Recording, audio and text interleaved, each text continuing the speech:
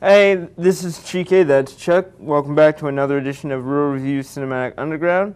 This week we're going to be talking about some of Chuck's favorite movies, and we're also going to be talking about the film Amour, A Good Day to Die Hard, and the Netflix television series A House of Cards.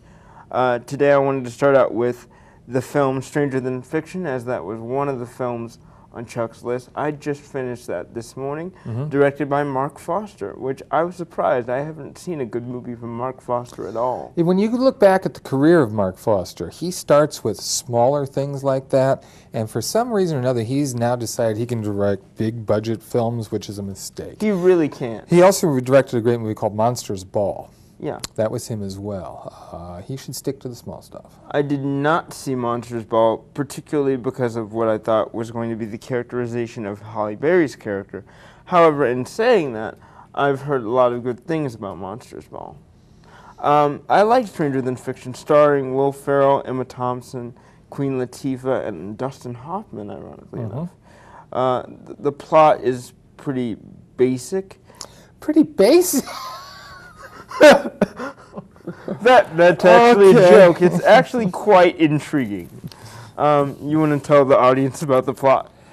Will Ferrell is a character. He's works for the IRS. He lives in Chicago, and he is very regimented in the way he lives his life. He even counts how many brush strokes he brushes each tooth, how many seconds it takes him to tie his tie, how many steps it is to the bus stop. Everything is a routine for him. And then he starts to hear a voice, and it tells him that he is going to die soon. He goes to a psychologist, played by Linda Hunt, who says that she really can't do anything for him because she thinks he's suffering from schizophrenia, and he says, no, that's not the case. Yeah. He eventually realizes that he is having his life narrated to him, in a sense, by an author, played by Emma Thompson, and that he is, in fact, a character in her latest novel, and that she intends to kill him by the end of the novel. A literature professor, played by Dustin Hoffman, who he then meets, informs him that the best thing he can do is to just live his life as fully as he can in the time he has left. Not only that, but to find out whether the life he is living is supposed to be a comedy or a drama. Right. And this whole conflict of, is my life a comedy or a drama, to figure out whether he's living a tragedy. A tragedy or a comedy, yeah. Or a comedy, is a real central point of the film, and one of the things I like most about it, because he's going through living these moments worried about, is this it? Is this it? Is this it? And it all revolves around him falling in love, basically, for the first time. With a character played by Maggie Gyllenhaal. Yeah, she owns her own bakery, and he has been assigned to audit her. It gets off to a very bad start, but then takes an interesting turn. It does indeed. I really loved Will Ferrell in this film, mostly because he's more restrained than I've ever seen him. It's not your typical Will Ferrell. The other film that I can tell you that I've seen where he's restrained like that is Everything Must Go. Yes, another good film. Another good film that he's done. I think there's this interesting, I won't even call it a trend, but this happenstance where comedic actors say, I'm good at being funny, but I want to show another side. Sure. And ultimately, when they do in films like Stranger Than Fiction, Lost in Translation, you often get these poignant, quiet performances that you would never expect from such funny people. Well, you know, if you read anything about comedians, or if you read comedians talk about other comedians, you realize that they're very troubled people. Yes, they're often described as being depressed. Or very conflicted as far as their lives are concerned, and they express that, or they vent through their comedy. So really it shouldn't be a surprise that they're able to do dramatic things as well, because, you know, yes, from what we hear about them, they're very conflicted as as it is. There's actually a podcast where comedians come and talk to one person. It's called the WTF podcast. And you have all these different comedians coming in telling their story of how they got their start. And there's a lot of tragedy inherent in there. And so that's something that I found refreshing about Stranger Than Fiction. Emma Thompson can really do no wrong in my eyes. I love her as an actress. Haven't seen Beautiful Creatures, huh? with the new Beautiful New film, Creed? yeah, and I Okay. haven't seen it Not either. not the Guillermo del Toro, No, Kate no, no. Winslet film from the 90s. No. Okay, good. Glad we got that cleared up. I love I loved Stranger Than Fiction. I think that has to be a great pick from you personally as a recommendation. I loved it. And I love the ending. The ending is great. The ending, some people might walk away from thinking, but I think it's very well earned on Some the people will character's say part. total cop-out. I say complete and total genius. Yes, yes, it's a very good ending. The second film I want to talk about today is a Western. As I'm not usually a big fan of Westerns, I went into this film with a bit of trepidation, but I'd seen it before, so I wanted to give it a second look. That's The Searchers, directed by John Ford. And the thing for me about this particular Western is I was so invested in them reaching their goal. You have, I can't believe I'm blanking on his name. Jeffrey Hunter? No, Jeffrey Hunter's great though. I mean, Ethan Edwards, Wayne's character? John Wayne, yeah, Ethan Edwards. His character is just so kind of on the edge and rebellious and kind of not. He feels bad, so he's doing the favor, but he doesn't really want. It's a very conflicted thing for me. He's not a very nice person. He's not. He's conflicted. He's a bigot.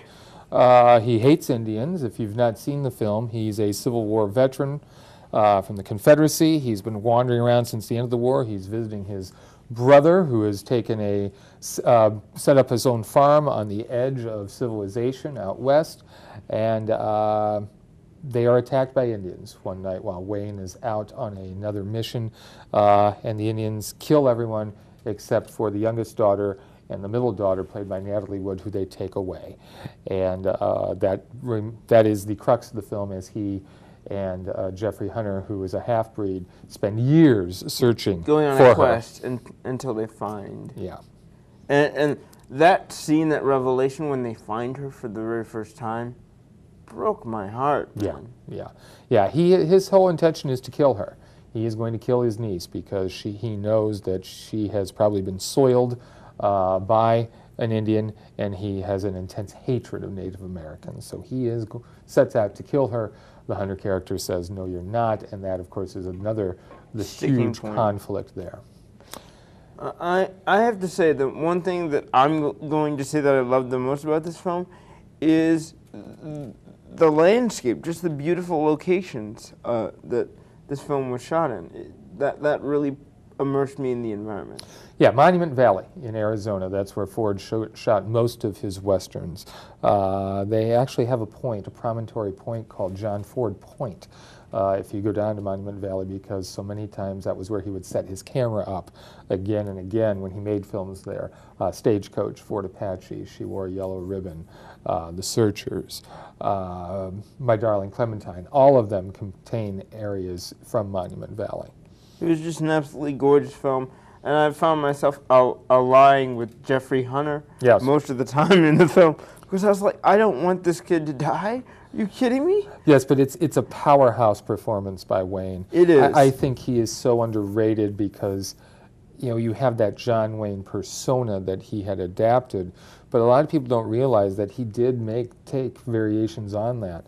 If you watch The Man Who Shot Liberty Valance, that's a variation, but none more than The Searchers. He is completely unlikable. And then the ending comes, and you're, oh my God. Yeah, definitely. Interestingly enough, they remade this a year ago. Did they really? As Priest. If you watch Priest. What? Oh, okay. I see where you're going with that. Oh, yeah. it's a complete remake. Even the name's the same. Yeah. Oh, yeah. Oh, crap. The girl's name is Debbie in both films. Oh, yeah, you're right. Yeah, it's a straight remake. If you've seen Priest, check out The Searchers. And for those of you who don't know what Priest is, it's best you don't. I thought it was a solid B film. It certainly is no classic. But I had fun with it because I knew it was a remake, so I was kind of connecting the dots. All right, fair enough. Yeah. I don't know. I just didn't like Priest. The third film I want to talk about today is one that I've waited a long, long time to talk about with you, and that would be Michael Haneke's Amour. That's a film that just broke my heart in two completely. I've not seen a film this year or last year that just completely just enveloped me in a level of pain and sadness that I'd not felt before. And what is it about? It is about a woman named Anne and her husband. I think his name is George, or Georges. George. And they are a couple, and something happens to one of them. They've been married for over 50 years. They've been married for over 50 years. I would almost say 60. Maybe. And something happens to one of them that completely changes the nature of their relationship and really tests that part of the vow in sickness and in health. There's a lot to love about this film, but I'm going to go really simple here and say the thing I loved about this film were all the long takes. Every moment was able to breathe throughout the film. Yeah, the difference between a European and an American director. Yeah, definitely. Right in one. I think that Emmanuel Riva, who plays Anne, is absolutely spellbinding and heartbreaking in this film. The transformation that she goes through is enough to win 1 Oscar, maybe 2. I think. Just the level of downward spiral that Anne goes through, and in the same sense that George goes through. Just really, one of the most immersive films that I've seen this year. Well, his feelings of helplessness are what I find heartbreaking there. To see someone that you love and not be able to help them, I mean, is maddening. Yeah. And he captures that so well. Hard movie to watch, but this is what you want from cinema. Yes, escapism is wonderful, but you also have to tell those human stories as well, those ones that touch all of us in one way or another, or will touch us in one way or another. I mean, this is vital storytelling. This really is. And it drew upon memories for me when, either I myself was ill and how my family felt, or when one of my family members was ill and how I felt at that time. The level of helplessness is played on both ends. And it's absolutely a masterwork of technique and how you would frame moments like that. They don't just say, oh, here's a moment, oh, it's going to go away now, go to the next scene. They hold it for what seems like ages until you can't take anymore. Well, and then they move on. You're right. They do that to underscore the situation, but I think he also does that to help us connect as well with these characters as best we can. As much of an intimacy that you can draw between the audience and characters on screen, I think, occurs here, and a large part of that is due to the unbroken takes. I think that there are 2 moments in this film that completely just sold me on the film overall. The first of which comes late in the film and involves piano music, instrumental classical music. That scene is something that was shown in, I believe, the trailer of Amour. And it's just one of those scenes where you're like, wait, is this a good thing or is it a bad thing? And then the sleight of hand is revealed, and it's just completely and totally disheartening. That's the best way I can put that. So that one scene there, and then the other scene of which that I'd like to make quick reference to is also even further late in the film, and involves George trying to have Anne sip some water. And it's no spoiler to say this scene is George's breaking point. Yeah, just those little things that prove difficult, and entirely difficult. Now, I don't believe I would ever do what George did in that situation. It's debatable depending on whether you had that exact illness or not. But he reached his boiling point there, and he is to be forgiven. I basically screamed out loud watching that. I was completely shocked and did not expect that. But I think the moment that is most telling throughout the entire film is when he tells Anne the story of him going to the camp and the stars that he wrote his mother and the letters and the postcard.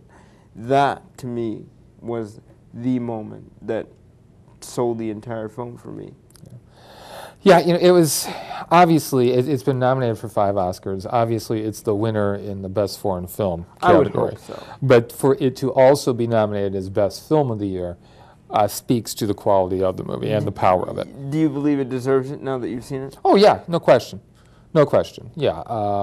And as I say, I was very happy to see that there was at least 5% of the members of the Academy with taste enough to recognize it, because you have to have at least 5% of the vote to be nominated for Best Picture. So it was good to see that, intelligent film here can be recognized. All right, now I was hoping you would talk to the audience a little bit about A Good Day to Die Hard. I saw Live Free or Die Hard, and I don't really feel like discussing that film because it's 5 years old now. But well, still though, I don't think you can talk about what's wrong with A Good Day to Die Hard without referencing the other 4. All of which I've liked to certain degrees. Okay. Some more than others, but all, I think, solid entries as far as action films are concerned. As silly as they can become. Yes. Each one of the first 4 films in the Die Hard franchise takes its time, really, when you stop to think about it, as far as action films are concerned. Oh, they do. Yeah. We do take time to learn about the characters. We do take time to develop somewhat of a story, a plot. And, it's not just bailing from one action sequence to another. They do take the time to have some interaction between the characters, and I think that's one of the reasons why the John McClane character played by Bruce Willis has become so endearing. We get the time to see that he is a human being. He does have his problems, but more importantly, once he goes through an action sequence, he does end up getting bruised and beat up and bleeding, and he's not one of these people who just walks away and there's not a scratch on him. That's what's wrong with this last entry of the series, A Good Day to Die Hard. It does everything wrong. It does everything opposite of what the other films have done. It only runs about 97 minutes. Which is surprising. I thought it was surprising as well, because, like I say, the other films take the time. This film is in such a hurry that the first action sequence occurs as the opening credits are running underneath it. Okay. It drops you in right away, and it does not let up. There is no character development. There is really no story. It just is one action sequence after another. The McClane character has to go to Russia because his son has been arrested for attempting to murder someone there. He wants to get him out of jail. What our hero doesn't realize is that his son is actually a CIA agent who gets thrown in jail on purpose so that he might extract a Soviet dissident there that they're about to kill. Okay. So, of course, Willis shows up. Without knowing this, everything goes in the crapper. He screws it all up, and instead of his son reaching the extraction point the CIA has set up to get him and this guy out of there, they miss it, and of course these 3 then have to careen across Moscow in an attempt to escape. Oh, wow. Carnage in their wake.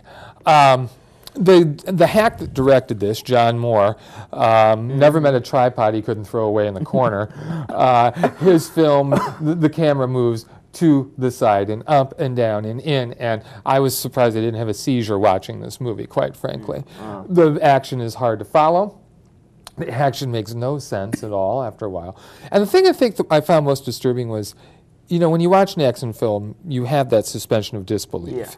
You know that innocent people are being hurt or killed, but you don't really concentrate on it. You're just kind of there for a good time, and you tell yourself, okay, well, they were all right. This one, you don't do it. It has an uneasy feeling about it because it takes place in downtown Moscow the first half hour, and it is so unrelenting and occurs in such densely populated areas. You're like, how can people hundreds of people have died. You've got cars jumping off overpasses into traffic-clogged expressways, cars being crushed, and you're like, my God, they're no longer heroes. These guys are public menaces. So it just, a queasy feeling sets in on this film early on. And he walks away twice without a scratch on him after horrific car explosions and crashes. So I will say I like the last 10 minutes. The last 15 minutes takes place in Chernobyl. Okay. We get an idea of what caused the meltdown, which was kind of clever. Ooh. Like, yeah, that's kind of alright, neat. fine. And he's got an inspired action sequence in which they're in a gunship, a helicopter gunship. Okay. And his son is on the roof. The bad guy's about to shoot the son, and in order to prevent that, Willis drives a truck off the end of the gunship, which is attached, which tilts it up. And Nice. it was pretty cool. But by that point, I was just bludgeoned to death. The movie doesn't entertain you. It beats you to death, unfortunately. And I hear that there's a cameo by Lucy, played by Mary Elizabeth Winstead. It's not so much a cameo. She drives our McClane to the airport at the end. Okay. And then she's there to meet him at the airport when he comes back. So, yeah, she shows up. So I liked her character. I like her. Yeah, I've liked her as an actress, and she was fine in that fourth film. I know that they're planning on doing a Die Hard 6. Let's hope not. But if they do... I want to, because you know what I want to see? I want to see John McTiernan come back. Well, I was going to say, he's in jail right now. He's in jail? Yeah, he's going to be in jail here for a while. For what? A wiretapping scheme that he got involved with. They've been dorking around with this in the court for about 10 years, and they finally came down on him. He's going to be in jail. Jeez. Yeah. You know who I'd like to see come back? Lynn Wiseman? Rennie Harlan. Who's that? He directed the second one. Okay. His career was never the same after the debacle that was Cutthroat Island. Okay. He's a good filmmaker. But then he just, that was that for him, unfortunately. I wouldn't mind a sixth one if they get a good filmmaker. Yeah, they need to get a really strong filmmaker. Yeah. Have you heard the news about X-Men Days of Future Past? There are so many things coming out about X-Men Days of Future Past, but Yeah, I'm referring you're talking to about Peter Dinklage. Peter Dinklage from Game of Thrones is playing a villain in X-Men Days of Future Past. I don't know who he would be, but there are rumors around the net saying he will be the creator of the Sentinels, which of course are going to have to be CGI, and no doubt that filmmaker Bryan Singer will be using the technology he had in Jack the Giant Killer to probably produce those Sentinels. Yeah, and I am looking forward to this film with Singer back on board. Yeah, this could be a lot of fun. This could be pretty much the greatest X-Men film of all time. Right, not only him, but I mean with the whole time travel thing, everybody's back in play. Everybody's back in play, including Halle Berry, and I would love to see them bring back Nightcrawler. That would be fine, but it was interesting. I was able to talk to Famke Janssen when I was in Hollywood, and I asked her about this, and she says that so far she has not been contacted to play Jean Grey, which stuns me. Which stuns me because she has a cameo in the Wolverine. Right. And I mean, she is important to the whole mythology of the X-Men, so hopefully she's either keeping it under wraps or she just hasn't been contacted yet. Yeah. Because I can't imagine it without her. I can't imagine it without her either. The last thing I want to talk with you about today is the film, or not the film, the television show, new to Netflix, and is currently the most watched program on Netflix, and that is David Fincher's House of Cards. Now, does he direct every episode? He directs the first two. Okay. That's why I had you watch the first two. I watched the first three last night. Oh, you watched the first three. House of Cards is a very, very complicated, complex show, but the shortest version of the plot that I can give you is that House Majority Whip Francis Underwood, or Frank, has just been turned down for the Secretary of State job. Played by Kevin Spacey. Played by Kevin Spacey. Frank Underwood is played by Kevin Spacey. His wife is played by Robin Wright Penn. Robin Wright. And Kate Mara, the sister of younger beauty Rooney, rephrase. Rooney Mara is the younger sister of older sister Kate Mara, who plays the reporter Zoe Barnes. The thing about House of Cards is Frank has just been turned down for his dream job as Secretary of State. And now he's going to do much like Kelsey Grammer did in the television show Boss, and exact revenge one moment at a time. What did you think of House of Cards? Well, like I said, you've seen all of them, I'm assuming. Yes, all 13. Yeah, there's 13 episodes. I've seen the first three. I should say I'm looking forward to seeing how this develops. It does have me intrigued. Obviously, this is, I think they're shooting for a Shakespearean type of vibe here, as far as a government thing, and as you say, one guy getting his revenge one step at a time, and it coming, I'm assuming it's going to come to some sort of tragic head at some point, whether it be at the end of this season or somewhere else. Okay. Along the line. I do like the fact that the Spacey character breaks the fourth wall at times, where he will look at us and he'll tell us his inner thinkings, his thoughts about things. He'll look at us, or my favorite thing is when he predicts a moment. He'll say, "This is about to happen," and then it happens, and he kind of gives us a look, which I think is quite fun. Not sure where this whole subplot is going with the reporter played by Kate Mara. That kind of seems to me to be the part I'm having the hardest time believing. Right. I'm going to assume that she's going to leave the newspaper. You can tell me that yes or no. I don't think that's too big of a spoiler from where I'm at. Yeah, she will. Because she's burning bridges right and left here at this point. She really is. Having been, the lackey for who knows how long. But like I say, it's very intriguing, and I don't know. I fear that it's far too accurate as far as how things happen in big government, which is, of course, depressing. Yeah. I will say that the theme of this overall show is about power and control. If anyone at any point in this show has power or control, they're waiting for the right time to use it. That's true with the case of Zoe Barnes. That's true with Frank Underwood. That's true with his wife.